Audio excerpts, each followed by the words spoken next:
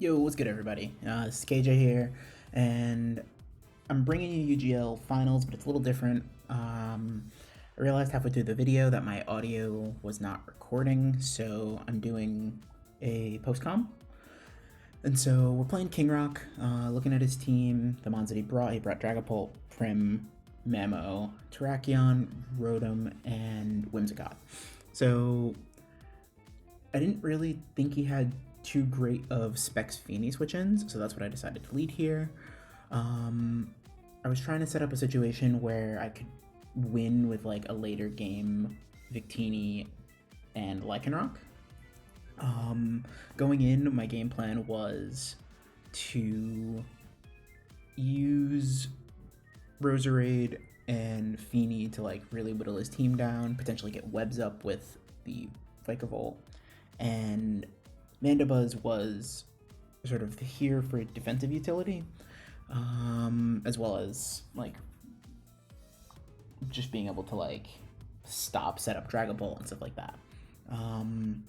You'll see during the game that like how things really played out. But playing my boy Kingrock again, he has recently started recording, so check his video out. I'll plug it in the description. And yeah, so let's get on. So he leads Terrakion, so I'm thinking that he's expecting me to lead Vikavolt, and that's why he goes Terrakion. At this particular point, I think if he wants to give me Terrakion for Feeny, I'd be okay with that. But I also was just thinking like, whatever he does here, I can just kind of attack, and anything should take a good amount of damage. So he does switch Terrakion out, and he brings in the Whimsicott. And so after this, I'm pretty sure I reveal that I am Specs, because this does a ton of damage. And so here, I decided to go into Vikavolt, and the reasoning was that I didn't think there was really anything that he could 2-KO me with, unless he was like, maybe Specs Moonblast. Even then, I was like, maybe modest Specs Moonblast, but I wasn't really betting on it.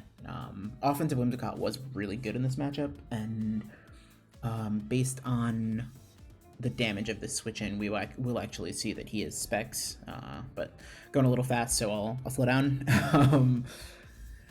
So yeah, we go into Vikavolt, and he comes out and lands a raw Hurricane. So at this point, he's running Hurricane, so I'm fairly certain between that and the damage, because we did have max HP investment as well as some def investment, so I was fairly certain that he was Specs at this point. So going forward, I thought about getting webs up, but I also thought he could think I'm going to Volt Switch, thinking he's going to switch out, so I thought my best bet was to click Energy Ball.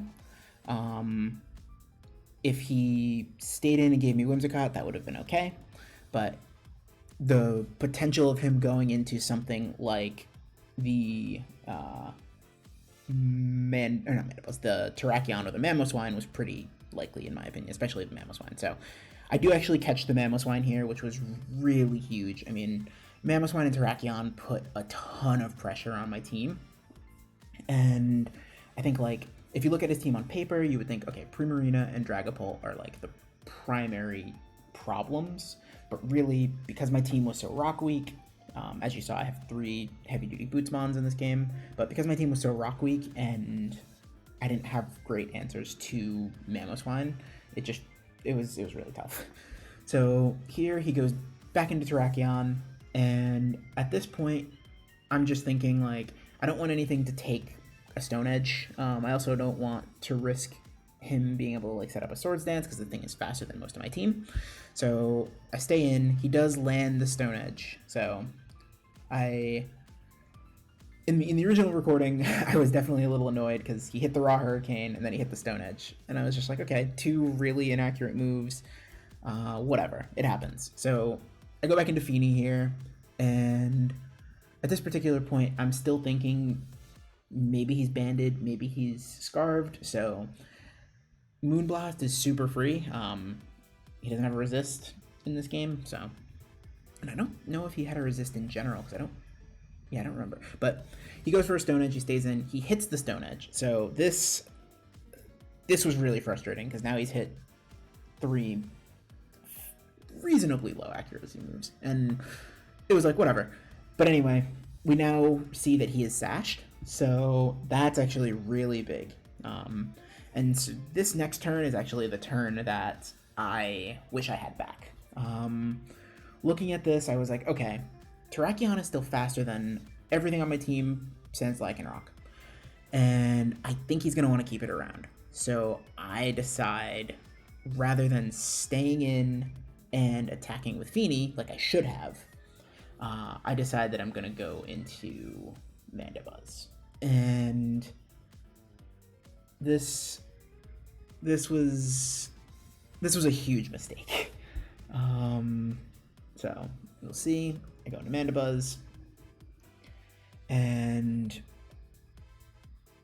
he gets takes this opportunity to set up rocks.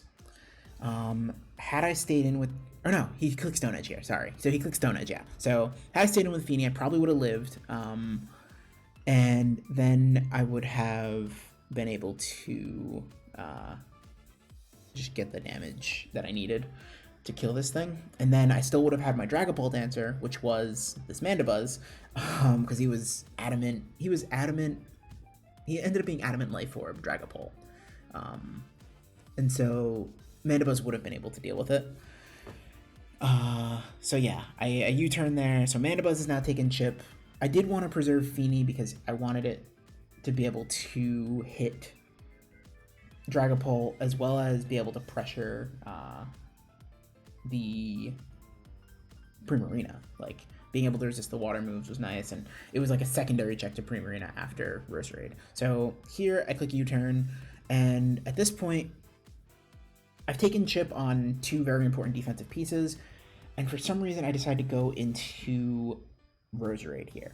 So in hindsight, the right call would have been to go back into Feeny, I think, because then I could have at least forced, if I would have went back into Feeny, I would have forced in Whimsicott, and at that point I would have been okay trading more damage, knowing that I had Roserade for the Primarina.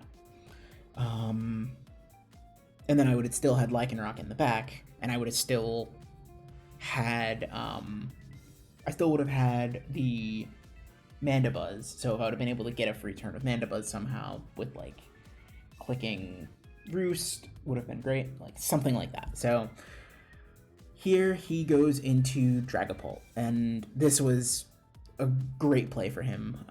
If I was Scarved, which was something I did consider, that would have been great, because then I would have been able to hit this thing with a Shadow Ball or a Dazzling Gleam and would have been able to do some serious chip.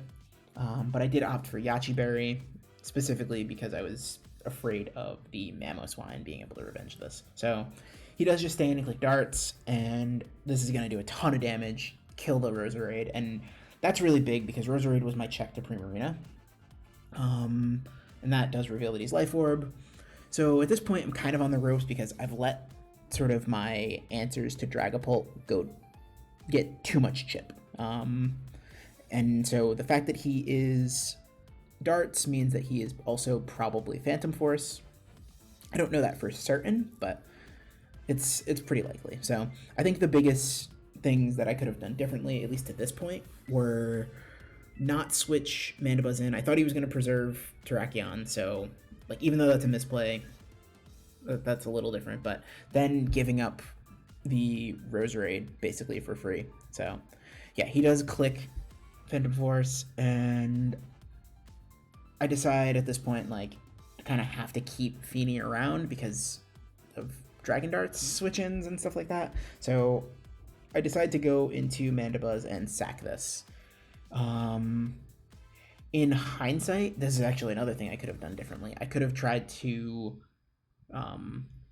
predict the turns that he was going to click Phantom Force and go into Mandibuzz on the first turn that he clicks it, and then Roost on the other turn, because I still lived 1. So if I would have been able to get Mandibuzz back up, I would have been in a much better spot, because Mandibuzz would have been able to, for the most part, check Dragapult. Even Dragon Darts, like, if I'd have been able to get back to close to full, then I would have been in a great spot. So now my back's kind of up against the wall. I need to force this thing out with Feeny, and I need to preserve the Victini as if it's scarved. So I'm trying to make sure that we get enough chip so that I can do that. So I go into Lycanroc, and he doesn't know what the Lycanroc set is. It could be like he sees the rocks damage, so he could think that this is scarved. So I kind of expected him to switch out, but at this point, like anything that comes in other than Primarina was taking a pretty good amount or dying to a Cell Rock, so I just like the Cell Rock. And at that point, we do reveal that we're Life Orb, so another Cell Rock is going to take this out, which is good. So we're like slowly lowering the potential differential. Obviously, it doesn't matter because it's a finals match, but yeah. So Lycanroc picks up a kill there, so that's good. The mist does disappear, but as you can probably guess, Dragapult is still a huge issue here. And it's funny because after the game, Kingrock and I talked, and he was just like, Dragapult did more in the playoffs than it did all season. So yeah, we're in a spot where he has a lot of the momentum / he kind of has to just play around the idea of Scarf Victini, and we kind of just have to hope that he misplays. But again, good player. At this point, we needed to hope that he misplayed, or we needed like a crit on this Cell Rock, for example, because that would have then put him into range that if he would have been trying to get the that would have put him in range that if he was trying to get rid of some stuff, like the Life Orb chip would have killed him. So yeah, he goes down there, and so at this point I go into Feeny, I think. And I probably should have tried to scare him out with the Victini at this point. But I wanted to. I was hoping that there was some way I could get him to misplay with the Dragapult. Obviously, like I said, I put myself in a bad spot, and so that's why I kind of had to hope for a misplay or something like that. Like, I think I had the tools to potentially win the game, and I think I made some good calls with like the Mamoswine specifically. But all in all, I allowed Feeny to take way too much chip. I allowed Mandibuzz to take way too much chip, and I think that was sort of the key there. But yeah, so we do get the Moonblast off here, and based on that damage, we're Specs, so we can tell that he's AV. And so yeah, that's just a ton of damage. We do get a drop, but that's not going to matter. He has Energy Ball, which again was a good bring. And so now we only have Victini left, and we're in a spot where once he sees that we're not scarved, the game's over. He's Life Orb, Phantom Force. Like, if Victini would have somehow lived that, it wouldn't have mattered, because even though I resist both of Whimsicott's stabs with Victini, the Phantom Force would have left us so low if we did survive it that it wouldn't have even mattered. Like, Whimsicott would have just had to click one of its stabs and it would have taken out Victini. So he does bring a Dragapult here, and this is going to be where the game ends. He's going to click Phantom Force. We don't really have anything for this. I don't remember. I know Phantom Force goes through Protect. I can't remember if it goes through Sub also. I'm not sure. I don't think so. So if we would have had Sub, then like maybe that would have been good. But again, like that was something that like Status just felt a little bit like Will-O-Wisp felt a little better, especially because of the switch-ins that he had. But yeah, so we do go down 2-0. First of all, I want to say congrats to my boy Kingrock. For those of you that don't know, I run UGL as well as a Showdown League ISL, and in Season 2 we were looking for a sub, and I found Kingrock on Reddit. And yeah, I'm on record saying that he is the best Reddit find ever. So yeah, I mean, he's great for the community. He's definitely done a ton for the ISL community, just like helping people build and just being active. And so yeah, he's a really great dude, and you should check out his channel. He started YouTubing. He's really just like, he really loves Pokemon, and he just like dove in head first. And yeah, I mean, as you can see, he's a great player, very good prep and all that stuff. So yeah, go give his video a like, subscribe to his channel. I'm sure he's gonna be doing a lot more content in the future. And yeah, so that's gonna be it for us. I do want to give a shout out to both Tago and Rick for helping me all season with my prep, taking a look at things and whatnot, and kind of going from there. And yeah, so we're gonna wrap this up. This is the end of our UGL Season 2 journey. We've got I think a couple of weeks, hopefully not that far out, until UGL Season 3, which I will be recording. So looking forward to that. Hopefully we can go 1 for 3. Third time's the charm, right? So yeah, I think that's going to be it for us here. If you like the content and everything, please hit the like button, subscribe. Feel free to leave comments. I try to get back to them as soon as I can. And yeah, we're pushing to 100 subscribers, so that's the goal, and we're gonna keep on going. So I'm gonna get out of here, everybody. Thanks for watching, and I'll catch you in the next video. All right, peace.